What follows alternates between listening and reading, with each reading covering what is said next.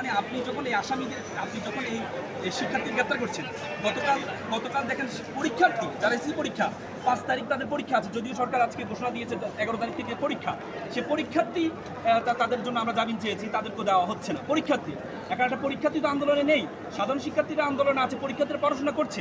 আপনি যখন পরীক্ষার্থীদেরকে তো গ্রেপ্তার করবেন, আপনি হতে পারবেন তাদেরকে সার্টেন টাইম আপনি কারাগারে রাখবেন। এই যে আমাদের জেনারেশনটা, এই জেনারেশনকে আপনি যখন গ্রেপ্তার করবেন, তখন তারা যে কারাগারে যাবে, কারাগার তো যতটুকু কারাগারের সামর্থ্য আছে, ক্যাপাসিটি আছে, তার চেয়ে ডাবল হচ্ছে। এই শিক্ষার্থীদের ট্রমার মধ্যে পড়ে যাবে।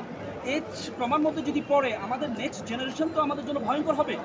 এই শিক্ষার্থীরা এখনও পর্যন্ত 17, 18, 19 বছর বয়স, তারা যখন এই কারাগারে যখন এই অবস্থা দেখবে, তখন তারা একটা ট্রমার মধ্যে পড়ে যাবে। আমি গতকাল বলেছি যে বিএফ শাইন কলেজের মেধাবী শিক্ষার্থী, বিজ্ঞানের শিক্ষার্থী, গোল্ডেন প্লাস প্রাপ্ত শিক্ষার্থী, তাকে পরীক্ষার্থীটাকে গ্রেপ্তার করে নিয়ে আসছে। তাহলে সে যখন কারাগারে যাবে, তখন তো সেটা ট্রমার মধ্যে পড়ে যাবে। এই ট্রমারে পড়ালেখা তো যাবে, যেটা ট্রমা, এই ট্রমা থেকে সে কীভাবে উঠবে? শিক্ষার্থীরা যে ভয়ে আছে, বিভিন্ন বাসায় বাড়িতে দেওয়া হচ্ছে পুলিশ, বাসা বাড়িতে গিয়ে তাদেরকে বলছে যে শিক্ষার্থী আছে কিনা, একটা শিক্ষার্থী আসছে, শিক্ষার্থী যদি পায় শিক্ষার্থীকে গ্রেপ্তার করে নিয়ে আসে। এবং কি সবচেয়ে মানে এটা খুব অ্যালার্মিং আরেকটা বিষয়, যে বাণিজ্য হচ্ছে, মানে এত ভয়ঙ্কর বাণিজ্য হচ্ছে। শুধু বাণিজ্য যে প্রশাসনিক আইনশৃঙ্খলা বাহিনী জড়িত শুধু তা নয়, বাণিজ্য কিন্তু যারা পলিটিক্যাল লিডার আছে তারাও।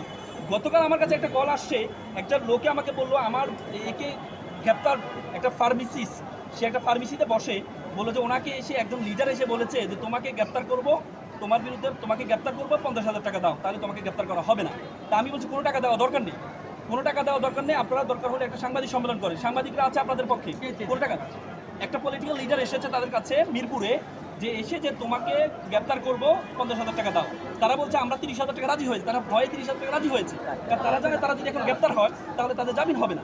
এই যে একটা বাণিজ্য, এটা তো আইনশৃঙ্খলা বাহিনী করছে, এটা অনেক আগ থেকেই অনেক, আপনারা মিডিয়া তো দেখিয়েছে আইনশৃঙ্খলা বাহিনী যে এই গ্রেপ্তার বাণিজ্যগুলো করছে। এখন সাথে সাথে পলিটিক্যাল যারা